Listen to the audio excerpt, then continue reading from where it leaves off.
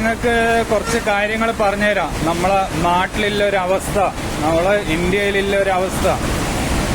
ഇന്ത്യയിലുള്ള പല സ്ഥലങ്ങളിലും ഇങ്ങനെ നടക്കുന്ന കാര്യങ്ങളാണ്. പക്ഷേ നമ്മളെ കണ്ണു മുമ്പിൽ കാണുന്ന ഓരോ കാര്യങ്ങളാണ്.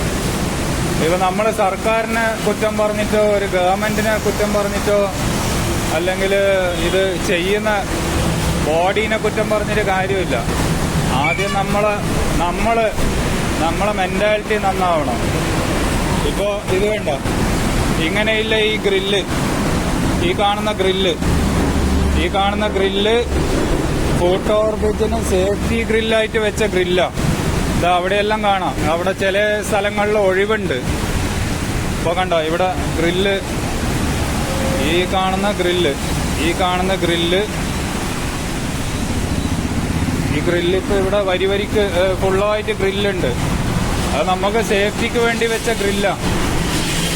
അപ്പോ ഇങ്ങനെയുള്ള ഗ്രില്ലുകള് ഓരോന്നോരോന്ന് ഇവിടുന്ന് പൊട്ടിച്ചു കൊണ്ടുപോയിട്ട് ആക്രി വിലക്ക് ആൾക്കാർ വിൽക്കുക.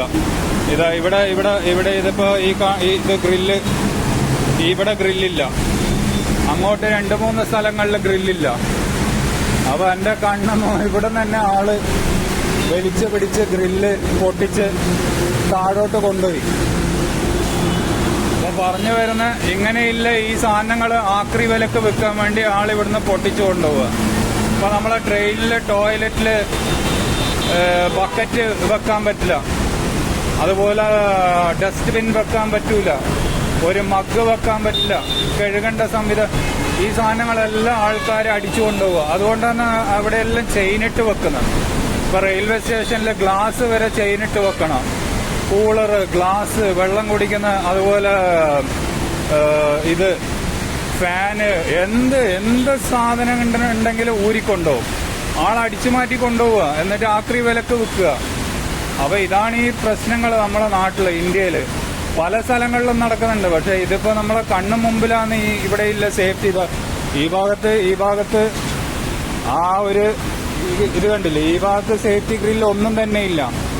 ഇവിടെയെല്ലാം സേഫ്റ്റി ഗ്രില്ല് അത് വെൽഡ് ചെയ്ത് പിടിപ്പിച്ച് അതിന്റെ പാടുകളാണ്. പക്ഷെ എല്ലാം അടിച്ചു മാറ്റിക്കൊണ്ടേ അവിടെ ഇല്ല കുറച്ച് സേഫ്റ്റി ഗ്രില്ല്, ആ ഭാഗങ്ങളിലില്ല കുറച്ച് സേഫ്റ്റി ഗ്രില്ല് മാത്രമേ ഇപ്പം ബാക്കിയുള്ളൂ. അതും ഇപ്പോ ഒരുത്തനെടുത്ത്, ഒരു വെള്ളം അടിച്ചു വന്ന ഒരുത്തനെടുത്ത് ഒരു ഗ്രില്ല് കൊണ്ട് പൊട്ടിച്ചെടുത്ത് അവൻ കൊണ്ടുപോകുന്ന താഴത്ത് അവൻ പിടിച്ച് വലിച്ച് കൊണ്ടുപോകുന്ന എന്താ ആക്രി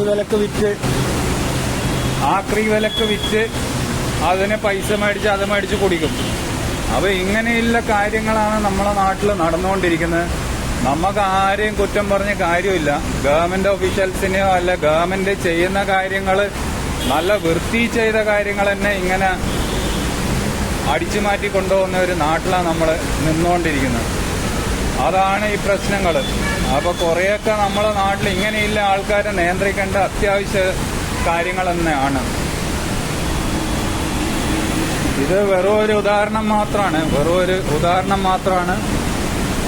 അപ്പൊ ഞാൻ പറഞ്ഞെന്നില്ല, നമ്മളിപ്പോ ഉള്ളത് പൻവേൽ ഹൈവേയിലാണ്. ഫുട് ഓവർ ബ്രിഡ്ജ് നല്ലൊരു സംവിധാനമാണ് ഇവിടെ. കാരണം അല്ലെങ്കിൽ ഇവിടെ ഹൈവേ ക്രോസ് ചെയ്യാൻ പറ്റില്ല, ഒരുപാട് ആക്സിഡന്റ് നടക്കുകയും ചെയ്യും. ബസ്സും വണ്ടിയെല്ലാം തലങ്ങും വലങ്ങും ഓടുക. ഈ റോഡ് അത്രയും ട്രാഫിക് ഇല്ല റോഡാ.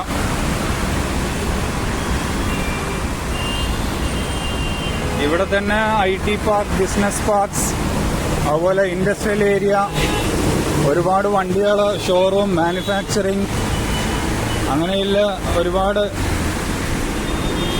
ഇൻഡസ്ട്രീസ് ഉള്ള സ്ഥലമാണിത്. തുർബെ ഇൻഡസ്ട്രിയൽ ഏരിയ. ഇപ്പൊ വണ്ടി ഇങ്ങോട്ട് വരുന്നത് നമുക്ക് കാണാം. ഇത് ഗോവ കർണാടകയിലേക്ക് പോകുന്ന വണ്ടികളാണ്. അങ്ങോട്ടേക്ക് പോകുന്ന റോഡ്. അതുപോലെ ഈ റോഡ് അങ്ങോട്ടേക്ക് താനയിലേക്കും പോകും.